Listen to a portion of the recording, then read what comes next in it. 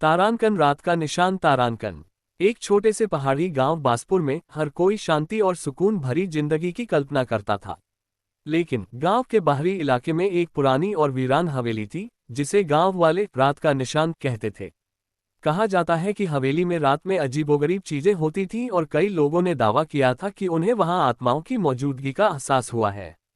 एक दिन एक युवा लेखक अरुण गांव में आया, जो शहरी अफवाहों और किंवदंतियों को सत्य की कसौटी पर परखना चाहता था। अरुण ने फैसला किया कि वह हवेली में रात बिताएगा और वहां के रहस्यों को उजागर करेगा। गांव वालों ने उसे हवेली के पास न जाने के लिए मनाने की कोशिश की, लेकिन अरुण की जिद के आगे उनकी बातें बेअसर रहीं। रात हुई और अरुण हवेली की ओर चल पड़ा।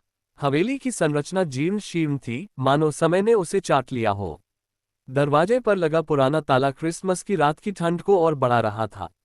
अरुण ने जोर से दरवाजा खटखटाया और दरवाजा धीरे से खुला। अंदर जाकर उसे एहसास हुआ कि हवेली के अंदर एक अजीब सी ठंडक और खामोशी थी।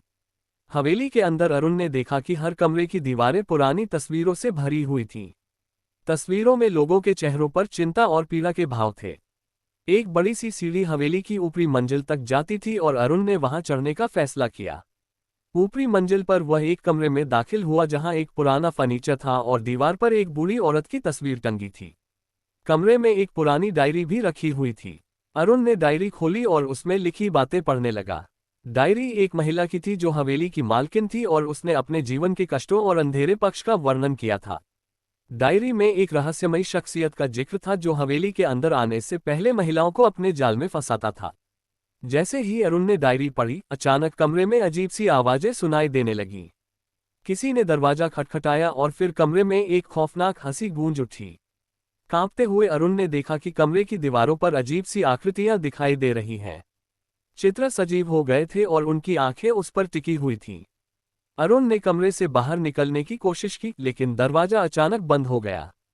उसने कई बार दरवाजा धकेलने की कोशिश की, लेकिन वह नहीं खुला। अंधेरे में अरुण को हवेली के भीतर किसी और शक्ति की उपस्थिति का एहसास हुआ। उसकी आंखों के सामने बुढ़िया की तस्वीर अचानक सजीव हो गई और उसकी ओर बढ़ने की कोशिश करने लगी। भय और आतंक से अभिभूत होकर अरुण ने चौंककर चीख मारी। जैसे ही उसने डायरी फेंकी, कमरे की दीवारें टूटने लगीं और हवा में एक अजीब सी हलचल हुई। दरवाजा अपने आप खुल गया और अरुण भाग गया। पूरी रात हवेली में बिताने के बाद अरुण गांव वापस आया और सबको हवेली की कहानी सुनाई। उसने कहा कि हवेली में एक प्राचीन आत्मा का वास था, जो हर नए आगंतुक को अपने जाल में फंसाने की कोशिश करती थी। अरुण की कहानी ने गांव वालों को गहरे भय में डाल दिया। आखिरकार हवेली को पूरी तरह से खाली कर दिया गया और इसे पूरी तरह से नष्ट करने का निर्णय लिया गया। लेकिन आज भी गांव के लोग हवेली के पास जाने से डरते हैं और कहते हैं कि हवेली की आत्मा अभी भी वहां रहती है, जो रात के अंधेरे में अपनी उपस्थिति का एहसास कराती है।